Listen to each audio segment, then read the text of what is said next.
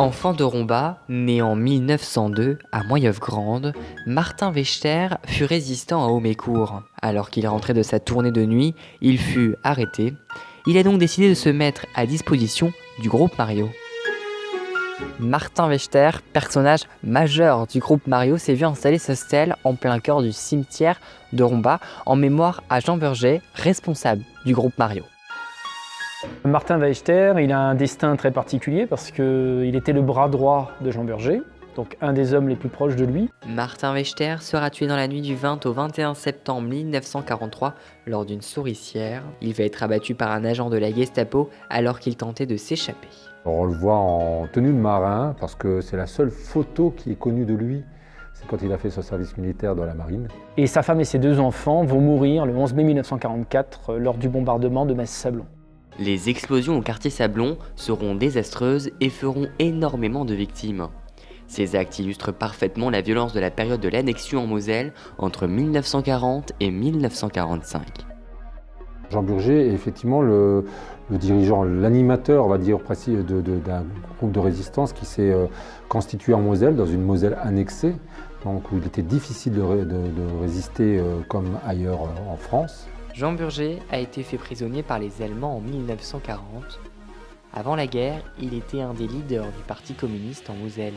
À Pâques 1941, à l'initiative de son frère qui était donc docteur à Metz, il s'est évadé de son stalag et il a rejoint Metz.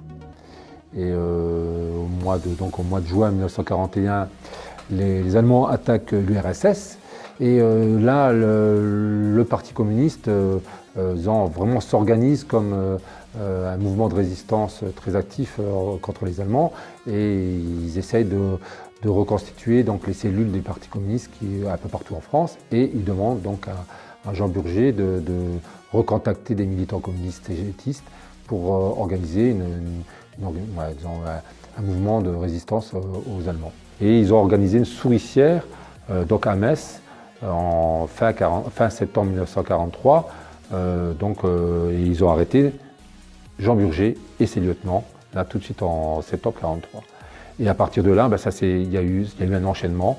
On a arrêté beaucoup de membres du groupe, et à tel point qu'on n'avait plus de place dans les prisons à Metz, et on a ouvert spécialement le 12 octobre 1943 le fort de Queuleux, donc, qui était un peu en retrait.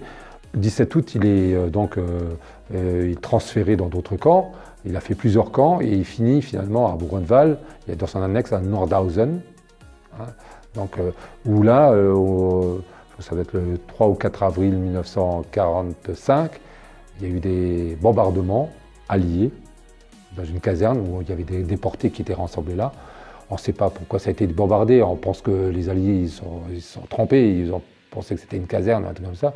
Et il n'empêche qu'ils ont bombardé cette caserne-là, où il y avait plein de déportés, et donc lui, il est une des victimes de ces bombardements alliés. Donc il est mort à la fin de la guerre sous des bombes anglaises. Jean Burger a écrit des tracts manuellement, c'est-à-dire qu'on a des tracts qu'il a écrits de sa main. Il a aussi renéotypé des tracts, qui étaient anti-allemands, très engagés socialement, voire pour certains avec des revendications autonomistes, ce qui lui a été reproché après la guerre. Et pour ce faire, il fallait trouver du matériel, c'est-à-dire il fallait trouver du papier.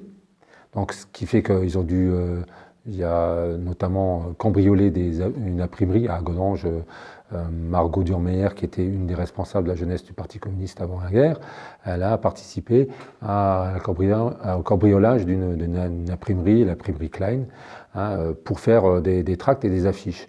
Il a fallu aussi trouver des Ronéo, donc des machines pour dupliquer les tracts, et évidemment, il fallait les trouver, il fallait les cacher. Alors il y en a qui étaient cachés à Mondelange, à Clouange, et des fois elles circulaient pour pas qu'elles soient identifiées. Ça, il y a eu cette propagande-là qui a existé, mais ils ont été plus loin.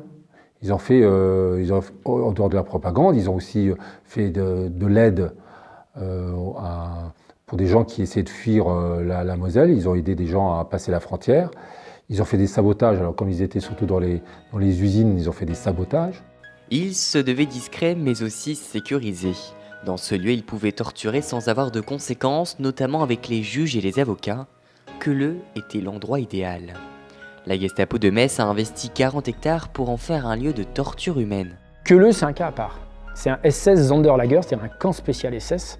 C'est-à-dire que c'est un camp qui a été créé pour une affaire à l'origine, qui a été créé pour un cas particulier, parce qu'il fallait un centre de détention et d'interrogatoire secret.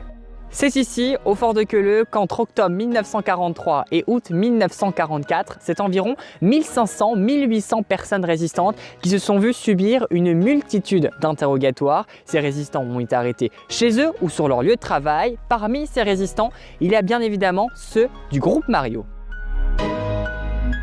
Les gens sont restés ici quelques semaines à plusieurs mois en vue d'être interrogés. La résistance, avec le groupe Mario en particulier, a beaucoup souffert de l'internement ici. Une fois que les gens étaient interrogés, on leur attribue un numéro qu'ils devaient connaître par cœur en allemand. Les résistants vont être par la suite mis dans différentes cellules individuelles afin de gérer les personnes les plus dangereuses, dont les têtes de réseau. Il y a également des cellules collectives où les personnes vont être entassées les unes sur les autres par centaines. Le manque de nourriture et le manque d'hygiène rendent les conditions de vie des résistants très précaires. 4 personnes ont réussi à s'échapper de ce camp. C'était en avril 1944, et cela grâce à des moyens de fortune. Ils ont escaladé une cheminée d'aération de 10 mètres de haut. Et à l'issue de cette évasion-là, on réintégrait la résistance pour pouvoir combattre le régime nazi. Les gardiens qui sont à Queuleux, ce sont des jeunes Waffen-SS de 18 ans qui se trouvent dans une caserne de Metz, et en fait leur surveillance à Queuleux, c'est dans leur formation. C'est-à-dire ils font des formations aux armes, ils font des formations militaires, et dans leur temps de formation, ils doivent être gardiens SS à Queuleux. Et c'est des jeunes gamins fanatisés qui vont tuer plusieurs détenus. Il y a le cas d'un jeune homme qui s'appelait Hans Müller, il avait 18 ans, et qui va tuer plusieurs détenus avec son fusil. Il aura 3 jours de récompense, 3 jours de permission pour chaque personne qu'il a tuée. Donc on comprend tout de suite le rapport.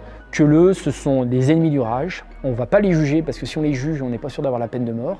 Ils ne méritent pas d'être jugés, ils méritent de disparaître dans les camps de concentration. On les torture, il n'y a aucun avocat, pas de contact avec les familles. Ils ont le droit d'envoyer les colis, mais les colis sont la plupart du temps pillés.